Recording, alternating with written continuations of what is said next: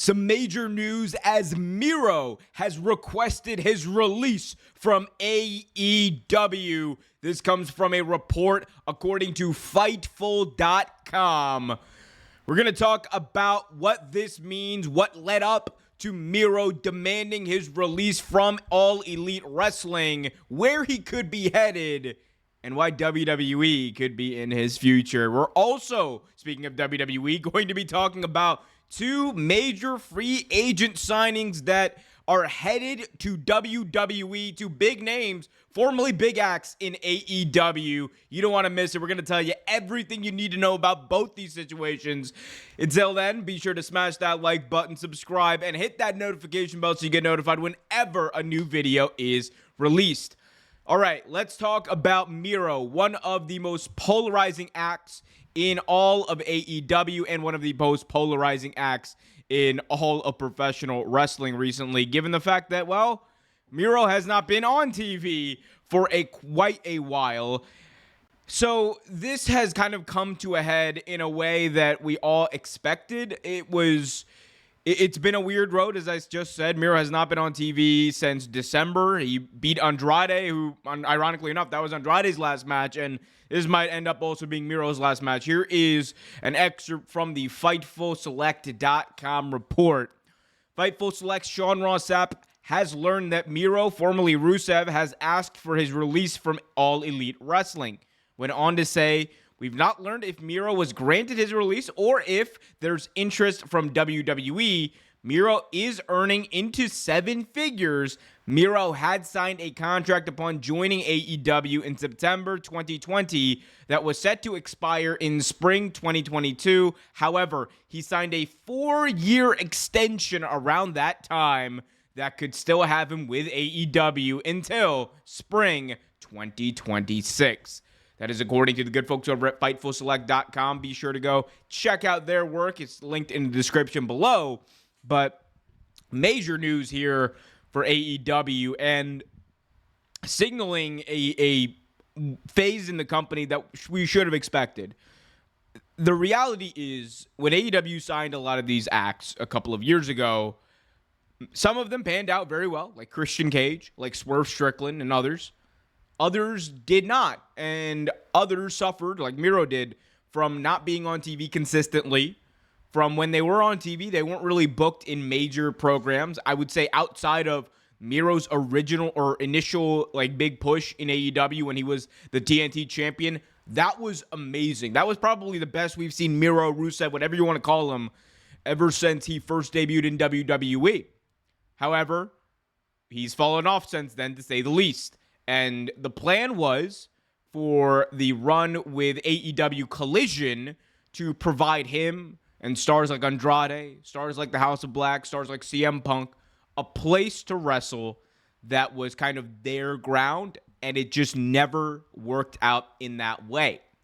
Unfortunately, we're at a point where Miro in AEW just does not seem to be working, and it wasn't working when they were trying to have him, come in and cut promos about his God abandoning him. There was interesting stuff there in the beginning, but it never panned out, never really led to anything. And that really is the unfortunate part about Miro in AEW.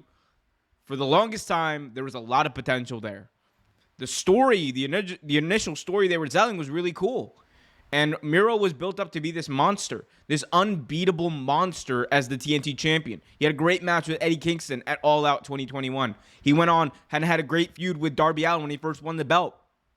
This man accomplished so much, and he just seemed like he was destined to be, the big monster in AEW, that unbeatable guy. And he didn't take a lot of pins, I will say that. Miro did not lose a lot in AEW, and there have been reports over the years that have said, well, part of that is due to the fact that he had some disagreements with creative, and sometimes that stuff is true. Sometimes that stuff is leaked, though, by the companies in order to make themselves look better and make a talent look worse. And there's always a PR battle there. I'm not going to lie. But all in all, it was not working. This was not a sustainable relationship for either side, I think. And I think it was time to move on. And it is time to move on. I think if Miro is asking for his release, you're AEW. You're not going to use him. You're not going to do anything with him. You've proven that. You've said that. Like it is what it is. Just let him go. Opens up money, opens up roster space for others to potentially come in and take that spot and take that money and for you to go out and sign other people in 2025, which is going to be an interesting year for pro wrestling free agency. Bet on it. So we'll see what happens there with Miro. Obviously, a lot of potential when he first came into AEW. It just did not pan out in the way that I think people expected. And hey, it's how the cookie crumbles sometimes. But let me know in the comments section what you guys think about this as we move on to our next topic. Let's talk about WWE signing two of the hottest free agents in pro wrestling, that being the Lucha Bros, Rey Fenix and Penta. So PW Nexus and WrestleVotes have both reported that the Lucha Bros are headed to WWE. This is according to PWN, PW Nexus. The Lucha Bros have signed a multi-year deal with WWE and are headed to the main roster. WrestleVotes Radio said the Lucha Bros are signing with WWE is likely a done deal as production of masks, t-shirts, and other promotional material are underway. And that gets to a very important thing I'll talk about later, that being why WWE is signing the Lucha Bros and why they're about to take the Lucha Bros, I think, to the next level. But just initial off of hearing this report, we've heard these rumblings, we've heard these speculation for months now, weeks, whatever you want to say. It should come to no surprise that they are headed to WWE. As I said before on this channel, they are going to do a lot of great things in WWE. I think that the potential for them to inject some life into that tag team division is there, and they're going to be able to do that. And above all, though, these are very marketable guys. And I'm not saying that in the sense that, oh, well, you know, they are like Hispanic or Latino. Like, it has very little to do with that. But I'm talking about just Penta himself even. I look at him and I'm like, how did AEW not have Penta masks all over the place? How did AEW not have, you know, the face paint, the glove? How did AEW not have that? And part of that maybe can be explained away with the fact that they use, you know, ProWrestlingTees.com as their production and distribution network, and maybe that has not been the best on their part, but they should have had that. And where AEW wasn't able to do that, and there weren't Penta masks, there weren't all these things, WWE, you know damn well, is going to take full advantage of them. And even when Rey Fenix and Penta weren't doing anything meaningful on TV, when they came out, they still got a massive pop. They still got a massive reaction. Everyone was doing the Cero Miedo with them. It's pandemonium when they're out there.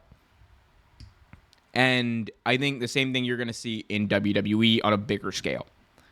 Because immediately people are going to be interested in them. Even people who don't know them are going to look at them and be like, okay, well, these guys are different.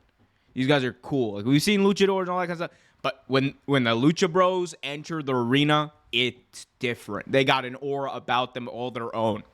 So with them in WWE, I think the sky's the limit, both from a marketing standpoint and from a matchup standpoint. They could help rejuvenate that tag team division. I also think them versus the Street Profits is a match made in heaven. That is a dream match I've wanted to see. The real thing is I really just want to see Rey Fenix versus versus like that team. Like, I want to see what Rey Fenix can do there. Like, he's gonna be so good in WWE. Like, I can't even. Man, I'm so hyped. Here's the thing. I'm a huge fan of their work in AEW. I want to be clear about that. I have always been a huge fan of their work in AEW, and I always said that one of the best the best steel cage match up until that point that I had ever seen was between the Lucha Bros and the Young Bucks at All Out 2021. I think that that match is going to go down as one of the biggest classics we've ever seen. And I also think that, with these guys and what they're able to do, bringing it over to WWE and hopefully putting like their own spin on it, it's going to be great. And again, Street Profits versus Rey Fenix and Penta. Give me that. I want to see Montez Ford and Rey Fenix like spear each other 50 feet in the air. Let me see it. I can't wait. But this also comes during a time where we heard about the Motor City Machine Guns potentially joining WWE. We know that Kevin Owens' contract is coming up, and he has been approached about a deal, but he has not signed a deal. And there's talk about him potentially going over to AEW. I said this before, I said it again. 2024 could have been a very interesting year for wrestling free agency, and the first quarter really was, with AEW really signing up a lot of the big-time free agents. And then WWE kind of kept basically everyone, except for Ricochet. I think 2025 is going to be an even more interesting year, because that is not just when, you have Kevin Owens' contract coming up, but that is also when you have this new TV deal for AEW kicking in. And if rumors and reports are to be believed, $170 million at minimum for the TV for Dynamite and Collision. We don't know what they're going to get for pay-per-views. We don't know how much else they're going to get for whatever other show they're pitching to broadcast television. They're going to have a lot of money to play with. They're going to have so much money to play with, and that budget for talent is going to go through the roof. And I'm just telling you, I'm warning you right now. When you see it, it's going to be big. I think there are going to be some major free agent moves in 2025. But guys, let me know in the comment section what you guys think about this move. Lucha Bros to WWE. Did they make the right decision? Did WWE make the right decision by signing them? I truly think so. Also, what do you guys think about Miro demanding his release from All Elite Wrestling? Was it time for him to go? Where do you want to see him go next? Do you want to see him in WWE? Let me know in the comment section.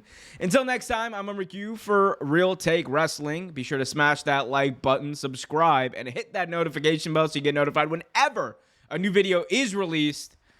And until next time, be happy, be healthy, and as always, keep it real.